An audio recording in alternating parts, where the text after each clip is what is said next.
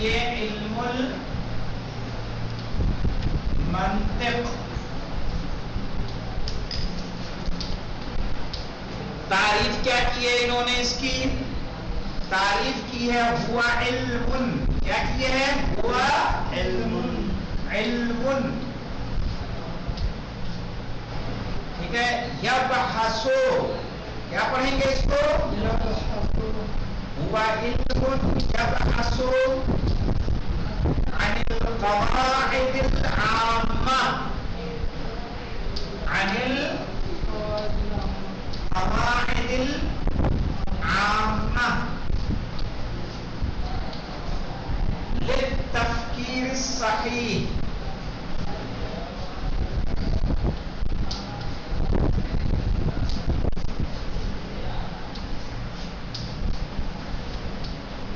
للتفكير الصحيح.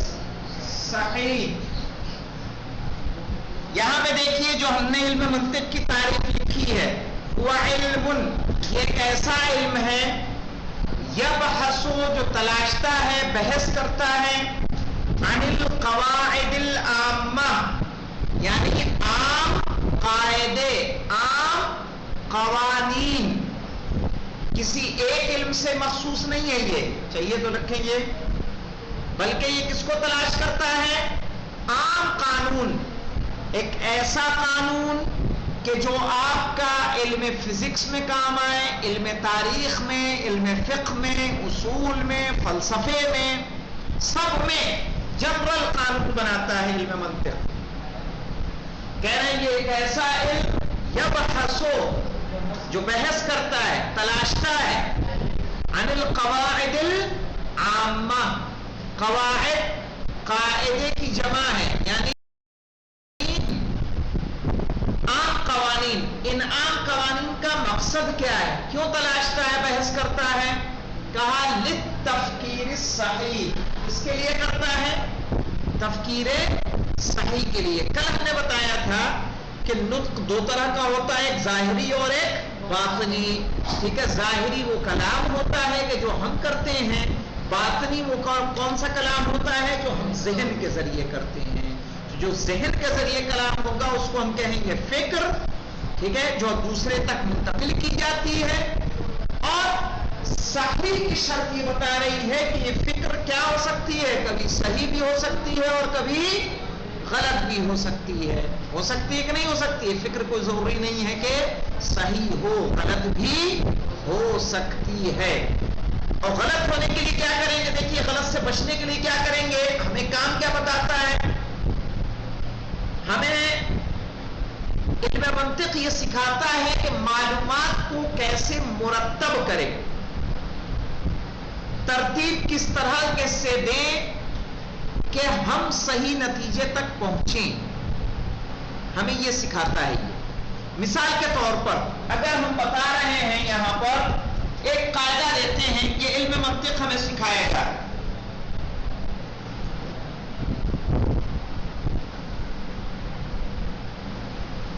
یہ دیکھیے محمد بشر. مقدمہ صحیح ہے کہ غلط ہے؟ محمد بشر قضیہ غلط ہے کہ صحیح ہے؟ صحیح ہے نا، کوئی غلط نہیں ہے. محمد بشر ہیں. اب دوسرا قضیہ دیکھیے کل بشر.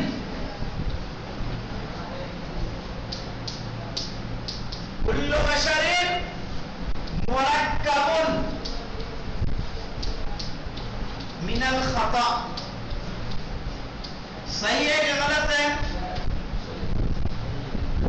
ہر انسان غلطیوں کا مجسمہ ہے، مرکب ہے. صحیح ہے نا؟ غلط تو نہیں ہے، یہ بھی صحیح ہے. نتیجہ کیا نکلے گا؟ اگر ہم نتیجہ نکالیں گے یعنی جو ہمارے پاس قیاس کا اصول ہے، جو منطق کے قواعد ہیں، اس کے نتیجے میں نتیجہ کیا نکل جائے گا؟ محمد مرکب من الخطا. نتیجہ کیا ہے؟ صحیح ہے کہ غلط؟ نتیجہ کیا ہے؟ نتیجہ غلط. ہاں وہی رسول کی بات ہو رہی ہے. نتیجہ کیا ہو جائے گا؟ غلط. کیوں نتیجہ غلط ہوا؟ کیونکہ ہماری ترتیب صحیح نہیں ہے. مادہ صحیح ہے کہ نہیں صحیح ہے؟ یہ معلومات صحیح ہے، یہ معلومات صحیح ہے. کوئی ضروری نہیں ہے کہ صحیح معلومات سے آپ صحیح نتیجے پر پہنچ جائیں. معلومات ہماری یہ بھی صحیح تھی، یہ بھی صحیح تھی، نتیجہ کیا ہو گیا؟ غلط. ہمیں منطق سکھائے گا کہ ہم کس طرح سے معلومات کو مرتب کریں کہ ہمارا نتیجہ کیا ہو؟ صحیح. واضح؟ اس کو نوٹ کرنا ہے تو مثال کو نوٹ کر لیجئے. محمد البشر کل بشر مرکب من الخطا. صحیح ہے؟ آ رہا ہے سمجھ میں بیٹا شارے؟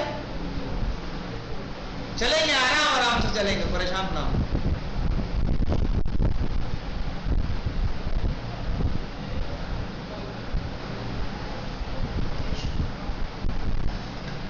یہ مثال نوٹ کر لیجئے فکر صحیح میں. یعنی یہ ہم بتانا یہ چاہ رہے ہیں کہ ضروری نہیں ہے کہ ہمارے پاس صحیح معلومات ہو، صحیح معلومات سے ہم صحیح نتیجے پر پہنچیں. منطق ہمیں سکھائے گا کہ معلومات کو کس طرح سے مرتب کیا جائے، کیونکہ اگر ترتیب صحیح نہیں ہوگی تو نتیجہ صحیح نہیں ملے گا. یہ منطق کے کاموں میں سے ایک کام ہے.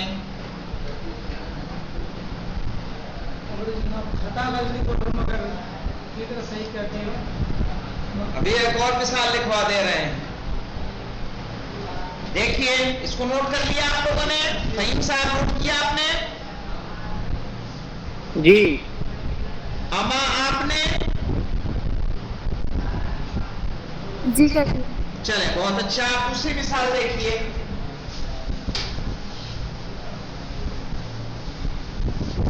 دوسری مثال ہمارے پاس ہے. مثلا دیکھیے ہم نے کہا الانسان لیس بجماد. صحیح ہے کہ غلط ہے؟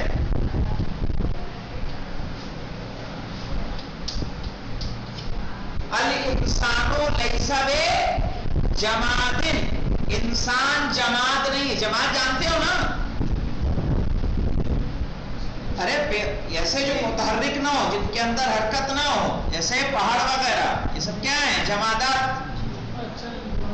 تو الانسان لیس بجماد، یعنی انسان جماد نہیں ہے. صحیح ہے؟ کل جماد، یہ لیجیے کل جماد لیس بمتحرک. صحیح ہے کہ غلط ہے؟ جتنے جماد ہیں کل جماد لیس بمتحرک. یہ متحرک ہے. متحرک موتا یہ ہے تھوڑا صحیح سے نہیں بنا ہے. لیس بمتحرک یعنی جتنے جماد ہیں وہ متحرک نہیں ہے. یہ بھی صحیح ہے، بالکل صحیح ہے. پہلا بھی صحیح، دوسرا بھی صحیح. نتیجہ کیا نکلے گا؟ الانسان لیس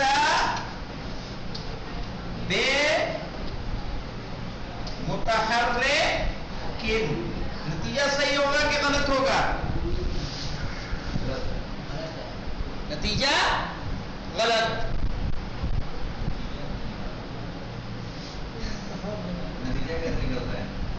آگے آئے گا. یہ تو میں مثال دے رہا ہوں کہ صحیح فکر، جو فکر صحیح ہے، چونکہ ہمیں معلومات کو صحیح چننا بھی کون سکھا. ابھی آئے گا کہ منطق ہمیں کیا سکھاتا ہے. یعلم المنطق نیچے ہی آ رہا، بس تاریخ کے نیچے جائیں گے. یعلم المنطق کیف نرتب المعلومات. یا صرف منطق، دو منطق کے دو کام ہیں. ایک کام ہے معلومات کو ترتیب دینا، ایک ہے کہ معلومات کے درمیان سے صحیح معلومات کو نکالنا. آئے گیا آ رہا، بس کے نیچے ہی آئے گا. آج اس پہ نہیں جا رہا ہوں, ایک مقدمہ آپ کو بتا دے رہا ہوں, سمجھا دے رہا ہوں کہ منطق کام کس طرح سے کرتا ہے, تاکہ جب کل کتاب آ جائے گی ہمارے پاس انشاءاللہ تو ہم کیا کریں گے, اس کی تطبیق بھی کریں گے. ٹھیک ہے, تو وظیفہ منطق کیا ہے؟ معلومات کے درمیان سے صحیح معلومات کا اختیار کرنا تاکہ ہم صحیح نتیجے پر پہنچ سکیں.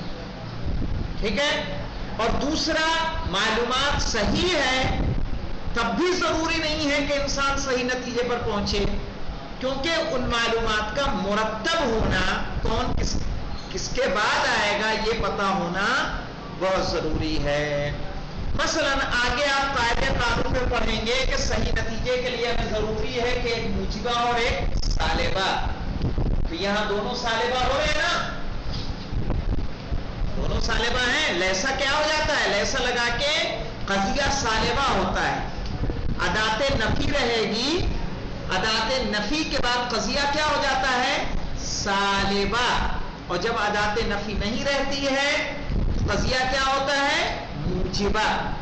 ٹھیک ہے, یاد رکھیے گا, موجبہ اور سالبہ یہ دو اصطلاح ہے جو منطق میں استعمال ہوتی ہے. مثلا ہم نے کہا الانسان جماد, اگر کہیں گے قضیہ غلط ہوگا, لیکن وہ قضیہ موجبہ ہوگا کہ سالبہ ہوگا, موجبہ. جب ادات نفی نہ ہو قضیے میں, جملے میں, قضیہ ایک جملے کو کہتے ہیں, جملہ خبریہ قضیہ ہوتا ہے. کوئی بھی جملہ خبریہ, جملہ خبریہ کی تعریف کیا ہے کہ جس کے سننے والے کو جھوٹا یا سچا کہا جا سکے. یحتمل الصدق والکذب, جس میں سچ اور جھوٹ کا احتمال پایا جائے. میں کہہ رہا ہوں کانودر میں بارش ہو رہی ہے, تو آپ کہیں گے کہاں ہو رہی ہے جناب, یہاں تو دھوپ نکلی ہوئی ہے. تو کیا ہے, ایک خبر ہے, جو خبر ہوتی ہے وہی کیا ہوتا ہے, قضیہ ہوتا ہے. اسی کو قضیہ کہتے ہیں, آگے سمجھ آئے گا انشاءاللہ. اب قضیے میں اگر ادات سلب رہے, جیسے لا, لیسا, ما, یہ سب نفی کے لیے آتے ہیں, نفی کے لیے آئیں گے, ادات نفی کوئی رہے گی تو اس قضیے کو بولیں گے سالبہ. اور جب ادات نفی کا استعمال نہیں ہوگا تو اس کو بولا جاتا ہے موجبہ. ٹھیک ہے, تو یاد رکھیے منطق کی تعریف کیا ہوئی, هو علم یبحث عن القواعد العامة للتفکیر الصحیح. منطق وہ علم ہے جو عام قانون کو تلاش کرتا ہے تاکہ فکر کو صحیح کیا جا سکے. ٹھیک ہے, هو علم یبحث عن القواعد العامة, خاصہ نہیں. جیسے قانون کس طرح کے ہوتے ہیں جو ایک علم سے مخصوص ہوتا ہے, کل فاعل مرفوع, یہ بتائیے فقہ میں قاعدہ چل جائے گا, کس کا قاعدہ ہے یہ, نحو کا قاعدہ ہے. کل فاعل, کل طاہر, کل شیء طاہر حتی تعلم انہ قدر. یہ قاعدہ کیا نحو میں چلے گا کہ صرف میں چلے گا, فقہ میں چلے گا. ٹھیک ہے, منطق جو ہمیں قاعدہ دے گا وہ منطق کیا ہوگا, سب علم میں کام آئے گا, سب کے لیے. اسی لیے اس کو کہا گیا قواعد العامہ. 2-3 مثالیں آپ کو کیوں دے دی میں نے, تاکہ آپ سمجھ جائیں کہ کچھ قوانین جو ہوتے ہیں جیسے کل فاعل مرفوع, ٹھیک ہے, کل مبتدأ مرفوع, آپ کو گن کے بتا دیا جاتا ہے نحو میں کہ یہ مرفوعات اتنے ہیں, منصوبات اتنے ہیں, مجرورات یہ ہیں, مبنی یہ ہیں. ٹھیک ہے نا, معین ہے, ان کے قوانین معین ہیں. اسی طرح اصول کے قوانین معین ہیں, فقہ کے قوانین ہیں. منطق ہمیں کیا دے گا, ایک عام قانون, وہ قانون کے جو سب میں جاری و ساری ہوگا. اسی لیے اس کی تعریف میں کیا ہے, وَعِلْمٌ يَبْحَثُ عَنِ الْقَوَاعِدِ الْعَامَّةِ لِلتَّفْكِيرِ الصَّحِيحِ. مفہوم ہے اتنی بات بیٹا, تعریف سمجھ میں آئی؟ چلیے تو ہم اتنے پہ اکتفا کرتے ہیں. انشاءاللہ کل کتاب ہمارے ہاتھوں میں ہوگی، آپ کے ہاتھوں میں تو ہے، یعنی آن لائن والوں کے پاس بھی ہوگی، تو ہم لوگ مزید اس کو پڑھیں گے۔ مقدمتاً آپ کو بتا دیا کہ منطق کے 2 کام، معلومات کو مرتب کرنا اور معلومات کے درمیان صحیح معلومات کو چننا اور اختیار کرنا۔ والحمدللہ رب العالمین۔ جی علم منطق کی تعریف بتائیں۔ ہاں، یعنی اردو میں کہ عربی میں؟ اردو میں ایک ایسا علم جی جی ایک ایسا علم جو عام قواعد کے بارے میں بحث کرتا ہے،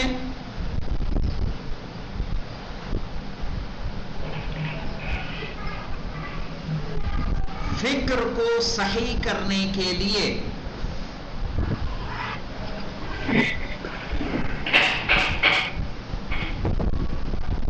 جی ٹھیک ہے، ایک ایسا علم جو عام قاعدے کے بارے میں بحث کرتا ہے فکر کو صحیح کرنے کے لیے، چونکہ فکر میں احتمال پایا جاتا ہے کہ وہ غلط بھی جائے اور صحیح بھی جائے۔